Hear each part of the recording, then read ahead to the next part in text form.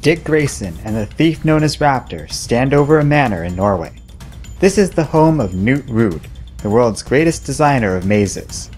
He was contracted to design the Labyrinth of the Owls in Crete, and is taken to hiding in his own home after they declared this man was one loose end too many. Knut built this mansion like a maze, one that only he knows how to get through. Before the two men move to enter his home, Raptor notices they are being watched.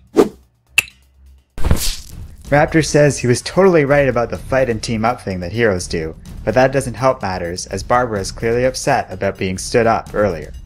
Grayson explains what is going on, and Gordon is shocked at her friend's behavior. She says he is letting this become personal, and that he's doing this Robin Hood thing again, something she views as fundamentally immoral. Raptor points out they're on a deadline, expecting to report back to the Owls by morning, so Barbara decides to join them. If she and Dick can't make a date, at least they can do the superhero thing. The three make their way through the maze, which is full of traps, puzzles, and a confusing layout. Working their way past one particularly dangerous obstacle, Raptor gives them the slip when the lights briefly go out. As they run to find him, they see the thief standing over Knut Ruud. Shocked, Barbara says that Grayson just let an innocent man die, and Nightwing is quick to attack. The Owls watch this, amused, and gleeful that their Nightwing has finally been corrupted. They announce to the two men they are pleased with their work, and that they can expect payment shortly. With their faith completely restored, the transmission is cut off when Grayson smashes his partner's face into the communicator. Raptor says that's enough, and suddenly, Knut gets up.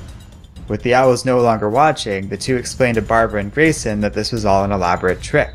And with Knut now thought dead, he is happy to share his designs of the Labyrinth of the Owls. Outside, Barbara is outraged. This is not what Batman taught them.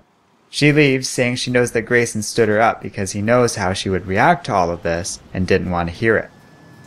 She thinks that Grayson likes this work, and is worried that this time, Grayson won't be able to swing back from it. After she leaves, Grayson confronts Raptor, asking why he didn't share his plan. The thief said he wanted it to look real, and, true to his form, he really didn't plan it all out ahead of time. Raptor says that trust is better earned through action over words, but Grayson is still uncertain about all of this. He looks over the gift he was supposed to give to Barbara, which, after all that has happened, has been cracked.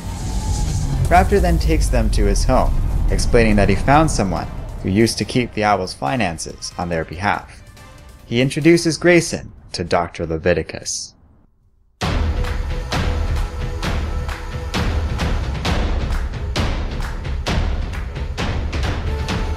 Hello and welcome to Comic Island.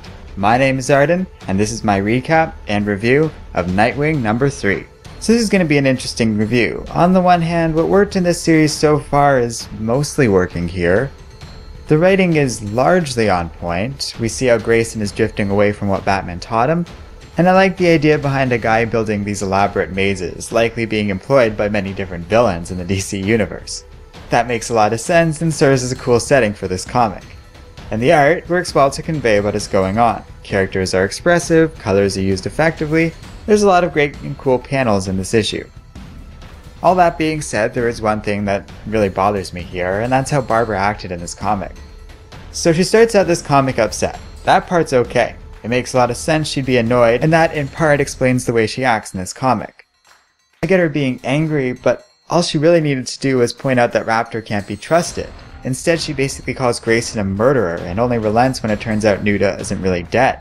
Which, I don't know, it makes me very uncomfortable how quickly she writes off Dick's behavior and making him responsible for Raptor killing somebody.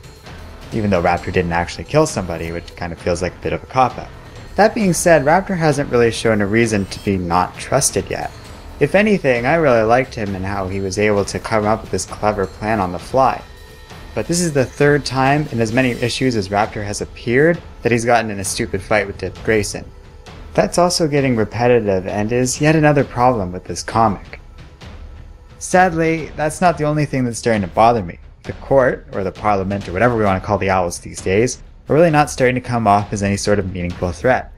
Raptor and Nightwing are playing these guys for chumps right now. And that's after the Robin War, where the Owls lost to an army of children. I'm starting to think this story might have been better off to leave the bomb in Damien's face instead of removing it right off the bat. That would make all the tiptoeing around the owls way more dramatic and meaningful, because then the owls would have some actual collateral against Grayson. And he'd likely have to keep all this stuff secret from Batman, because Bruce sure wouldn't tolerate having a bomb in his son's face. Although then again, what would he be able to do? Like, if he charged the owls, Damian might get killed.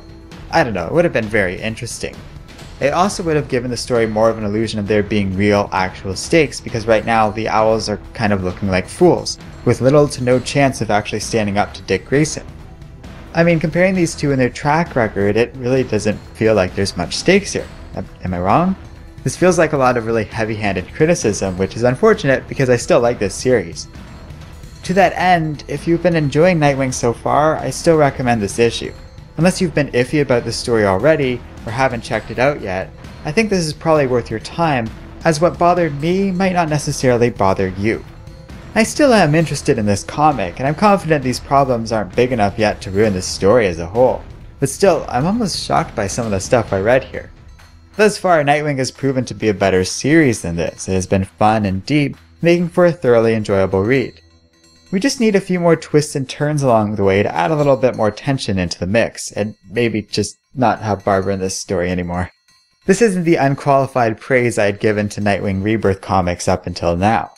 I'm still shaking off the way this comic treated Barbara's character, and that's pretty extreme considering that I've seen this character do some pretty questionable things lately.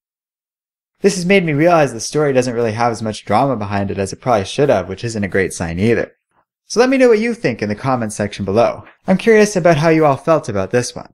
Thanks for watching, and don't forget to like, subscribe, and keep reading comics.